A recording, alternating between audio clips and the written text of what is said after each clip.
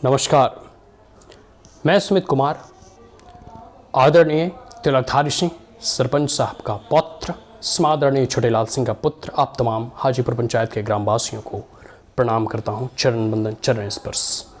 जितने भी हाजीपुर पंचायत के ग्रामवासी हैं और जितने भी गांव इसमें सम्मिलित हैं, जितने भी कस्बे इसमें सम्मिलित हैं, चाहे भलुआ, गंगटा, मिल्की, हाजीपुर, मैं, खैरा, ठीक है, तो जितने भी ग्रामवासी हैं या हाजीपुर पंचायत वासी हैं, आज हम सबसे एक अपील करना चाहते हैं।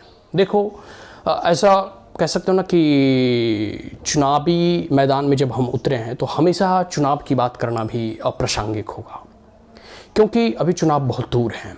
ठीक है, उसको लेकर हम आगे कभी और हर वीडियो में हम लोग बोलते ही रहते हैं कि देखो हम यहाँ से हैं, हम मुखिया का प्रतिनिधि है, मुखिया का चुनाव लड़ेंगे, ये सब सारी चीज़ें होती रहेंगी। लेकिन आज एक बहुत ही इम्पॉर्टेंट मुद्दे पर हम बात करेंगे। जैसा आप लोगों को मालूम ही होगा कि गांव की और खेतों और खलिहानों की स्थिति कैसी है। बारिश ना हो कह सकते हैं कि बारिश 1 घंटा 2 घंटा हुआ, लेकिन जो पर्याप्त पौधों और धान को खास करके, क्योंकि हम लोग का पंचायत में धान अधिक रोपा जाता है, धान में जितनी पानी की आवश्यकता होनी चाहिए थी उतना ना होने के कारण फसल नष्ट हो रहे हैं। ऐसा चिलचिलाती सुबह ही 6 बजे धूप उग जाता है, लगो है कि मतलब जेठ वैसाख की गर्मी है, लगो है कि ना। तो कहे के मतलब ये होला है कि इस प्रकार की भीषण गर्मी, जो लोग इस चीज़ को जानते हैं उनको पता है कि जलवायु परिवर्तन इसका प्रमुख कारण है। हम व्यक्ति या हम जैसे जैसे उन्नति और प्रगति कर रहे हैं, जैसे जैसे आज हम बैठकर एक दूसरे से वीडियो कॉलिंग बात कर लेते हैं, वीडियो चैट कर लेते हैं, हवाई और रेल की यात्रा करते हैं, और भारत और इस पूरे के पूरे मनुष्य समाज ने, इस पूरे के पूरे मनुष्य जाति ने बहुत उन्नति और प्रगति की है। लेकिन इसके साथ साथ हमने खोया भी बहुत कुछ है।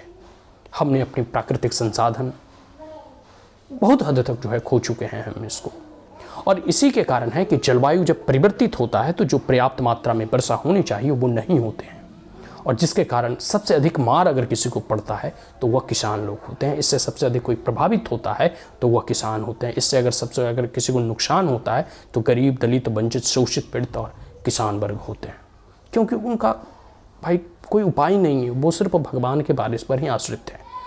किन्हीं के पास डीजल, पेट्रोल पंप, कह सकते हो ना कि एक प्रकार से कह सकते हो ना कि मोटर वगैरह है, जो उन्हें लगता है कि हम मोटर से पटा के, तो भाई थोड़ी बहुत आप कर सकते हो, 10 कट्ठा 1 बीघा आप रोप सकते हो। सब खेत आप मोटर से पटाकर कितना रोपोगे? तो अंतोगत्वा धान में पानी बहुत चाहिए। गेहूँ तो थोड़ा बहुत 1-2 बार पटा दिया तो चल जाएगा, लेकिन धान के फसल के लिए पानी खूब चाहिए। और जब बारिश का पानी नहीं होगा तो बिलीव मी कि एक समय ऐसा आएगा कि ग्राउंड वाटर भी नहीं होगा, जो नीचे का जल स्तर है उसमें भी पानी नहीं होगा, क्योंकि वो बारिश का पानी ही धीरे धीरे रीस कर जो है ज़मीन में जाता है। ठीक है, तो नीचे से भी पानी आप कितना निकालोगे? आप देखो तो गांव वगैरह में पहले हैंडपंप, पहले तो कुआं हुआ था करता, तो कुआं सब सूख गया, अब हैंडपंप भी सूख जाता है गर्मियों के दिनों में। अब जो है मोटर वगैरह जो समरसेबल 60 फीट वाला धसाए थे उन लोगों का भी, कई लोगों का फेल हो जाता है। अब जो है लोग 150, 200, 300 फीट का जो है कह सकते हैं कि उसमें लाखों रुपया खर्च होता है।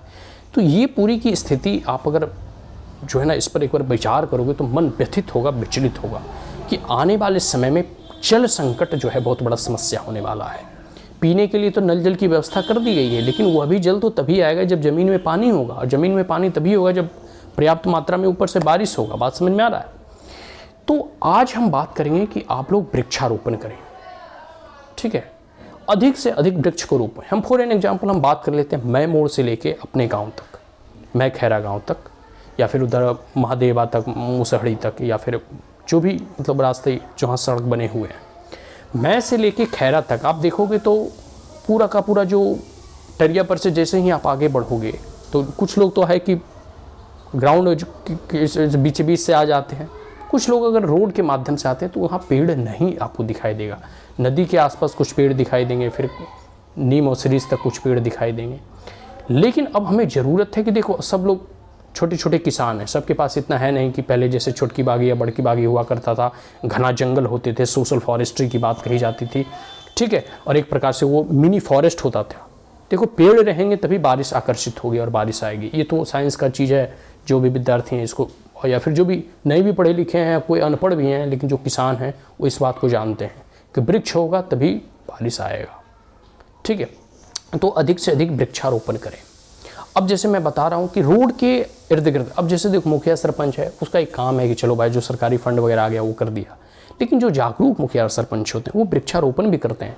और छोड़ो मुखिया सरपंच छोड़ो, जो जागरूक नागरिक भी होते हैं ना, जो एक अवेयर सिटीजन होते हैं, जिन्हें लगता है नहीं हमें पर्यावरण का संरक्षण करना है, वो कम से कम अपने जीवन में हर एक वर्ष, जैसे आपका जन्मोत्सव आता है, आपका बर्थडे आता है ना, तो आप केक काटते हो, तो हम अपील करेंगे कि आप अपने जन्म दिवस पर एक वृक्ष लगाया करो। 100 साल की ज़िंदगी आप जियोगे, 80 साल की ज़िंदगी जियोगे, कम से कम अपने पूरे जीवन में 80 पेड़ तो लगा के जाओगे। आपके आने वाले आपके बेटे पोतियां भी देखोगे, देखो हमारे दादाजी आम का पेड़ लगाए थे, या बबूल का पेड़ लगाए थे, या कटहल का पेड़ लगाए थे, या कोवा का पेड़ लगाए थे, तार का पेड़ लगाए थे। तो वृक्षारोपण जरूर करें, इससे पर्यावरण तो सुरक्षित होगा ही, आपको एक आय का भी। मान लो अगर कुछ लोग आम का पेड़ अपने, अब मैं ये नहीं कहता कि आप पूरा का पूरा खेते में लगा दो, नहीं, क्योंकि अब जो है खेती बाड़ी जो है सब सिमटती जा रही है। जैसे जैसे बंटवारा होता है ना, तो भाइयों में तो खेत का जो है विभाजन होता है तो छोटे होते जाते हैं, लेकिन फिर भी रोड के किनारे ऐसे बहुत सारे गांव में जैसे ना पैस्चर लैंड पड़े होते हैं, खाली ज़मीनें पड़ी होती हैं, बंजर ज़मीनें पड़ी होती हैं। लेकिन ये सब चीज़ें हैं कि जब लोगों में अवेयरनेस फैलाई जाएगी, लोगों में जागरूकता फैलाया जाएगा, लोगों को कोई लीड करने वाला गाँव के स्तर पर होगा, तभी जो है सोशल फॉरेस्ट्री होगा। गांव में जो है वृक्ष लगाए जाएंगे, गांव में जो है पेड़ लगाए जाएंगे।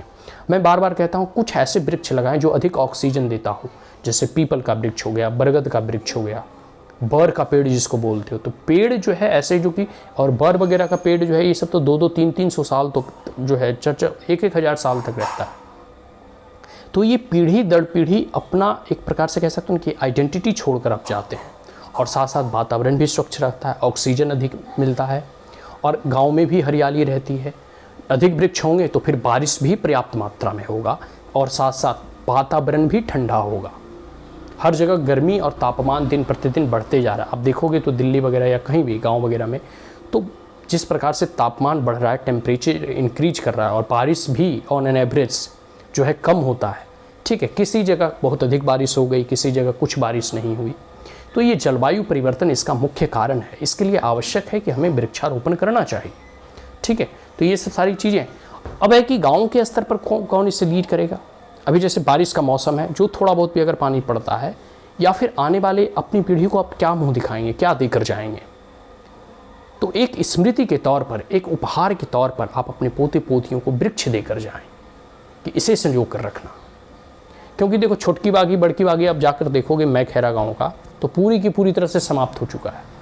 एक समय था कि बागी आर पार दिखाई नहीं देती थी, मतलब जब आप यहाँ खड़ा होगे तो बागी के पार नहीं दिख सकते। अब तो भोला भगवान वगैरह तरफ जाओ तो पूरा एकदम लगभग सब लोग जो है वृक्षों को काट कर, थोड़ी बहुत वृक्ष बचे हैं, खेत बना चुके हैं, उस पर खेती करते हैं।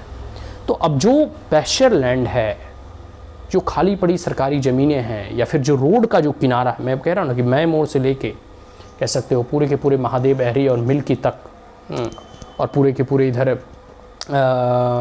महादेव एहरी और उधर मिल्की पूरा एकदम जाओ वहाँ तक, हाजीपुर वगैरह, भलुआ, गुंटा, हर जगह आपको रोड के इर्द गिर्द ऐसे ज़मीनें पर्याप्त मात्रा में उपलब्ध है। और पेड़ लगाने से आपको कोई रोकेगा नहीं, इतना जान लो। ठीक है, ये एक अच्छा काम है। तो अगर पंचायत में एक NGO बना दिया जाए, या NGO नहीं भी बनाया जाए, सिर्फ मुखिया और सरपंच, क्योंकि उसके पास लीडरशिप की कैपेसिटी होती है, वो जनता के प्रतिनिधि होते हैं, वो चुने जाते हैं, तो लोग उनकी बातों को आसानी से मानेंगे। ठीक है, तो ये सब सारी चीज़ें हैं। और मैं तो स्पष्ट कहता हूँ कि अगर पेड़ रहेंगे, पर्यावरण सुरक्षित रहेगा, तो पर्याप्त मात्रा में बारिश होगा, पर्यावरण सुरक्षित रहेगा तो शुद्ध हवा मिल पाएगा, आप अधिक दिन तक जी सकोगे, बीमारियां कम होंगी। और अगर आप फलदायक वृक्ष लगाते हैं, जैसे आम का, कटहल का, कोवा का वृक्ष लगाते हैं, तो उसके फल को भी आप बेच सकते हैं। अरे भाई, एक व्यक्ति नहीं बेचेगा, उस फल को एक बार तोड़ा जाएगा, उसको बेचकर सामाजिक कुछ काम किए जाएंगे। जैसे रोड के इर्द गिर्द मान लो कोई पेड़ लगाता है, तो चलो समाज मिलकर लगाते हैं। जैसे अगर हम जैसे मुखिया और सरपंच बनकर आते हैं, तो हम जो है अपने गांव में कह सकते हो कि पर्यावरण मित्र की व्यवस्था करेंगे। पर्यावरण मित्र का एक वॉलंटियर्स बनाएंगे, एक ऑर्गेनाइजेशन बनाएंगे जो पर्यावरण के रक्षण, संवर्धन और वृक्षारोपण पर विशेष ध्यान दें। और ख़ास करके ऐसे बुजुर्गों को हम जोड़ेंगे और नवयुवकों को जोड़ेंगे जो वृक्षों को रोप सके, उसका संरक्षण कर सके। तो मैं ये कहता हूँ कि आप जो है वृक्षारोपण अधिक से अधिक करें, कहीं भी खाली ज़मीन हो वहाँ वृक्ष रोपें। ठीक है, और बारिश का मौसम है, एक सही समय है वृक्षारोपण का। इस बात का आप ध्यान रखिए। देखो, मुखिया सरपंच बस सरकारी कामों तक सीमित रहता है, यहाँ तक कि सरकारी कामों में भी घूस लेता है। लेकिन अगर आप एक जागरूक नागरिक भी हैं, आप एक जागरूक पंचायतवासी भी हैं, तो आप अपने दायित्व अपने कंधों पर लें और समाज में, पंचायत में वृक्षारोपण जरूर करें। अंतोगत बात मैं ये कह सकता हूँ कि वृक्ष और मनुष्य दोनों एक दूसरे के पूरक हैं। वृक्ष रहेगा तो हम लोग जीवित रह पाएंगे, हम लोग जीवित हैं तो वृक्ष को भी जो है जीवित रखना होगा। ठीक है, हमें उससे जो है भोजन मिलता है, लकड़ी मिलता है, उससे हम खाट पलंग जो भी कुर्सी टेबल बना पाते हैं, उनसे फल मिलता है, उनसे फ्रूट्स मिलता है, कह सकते हो पशुओं की चारा उपलब्ध होती है। तो वृक्ष और हमारा जीवन का डायरेक्ट संबंध है। तो वृक्षों का अधिक से अधिक रोपण करें, उसका अधिक से अधिक संरक्षण करें, उसका संवर्धन करें। और पंचायत में एक कह सकते हो ना कि मूवमेंट चलाया जाए कि बारिश के ये जो 4 महीने होंगे, ठीक है, तो उसके 1 महीना पूरा का पूरा वृक्षारोपण को ही जो है एक प्रकार से कह सकते हो कि दे दिया जाए कि इस महीने पूरे सभा और समिति का गठन करके हम इस महीने जितना वृक्ष जो लगा सकता है, जो सबसे अधिक वृक्ष लगाएगा उसे कुछ पुरस्कार के रूप में, जैसे गांव में एक पहचान दे दिया जाए कि भाई आज का जो है एक मेडल पहना दिया जाए कि आज का यह युवा जो है इस पूरे गांव में सबसे अधिक वृक्ष का रोपण किया है, या यह फलना व्यक्ति या फलना सिंह ने सबसे अधिक वृक्ष लगाया है। और वृक्ष को लगाए ही नहीं, वृक्ष का संरक्षण भी करें। जैसे कल रक्षाबंधन था, कई लोग जो है वृक्षों को राखी बांधते हैं। इसका तात्पर्य क्या है? यह एक संरक्षण की प्रक्रिया है।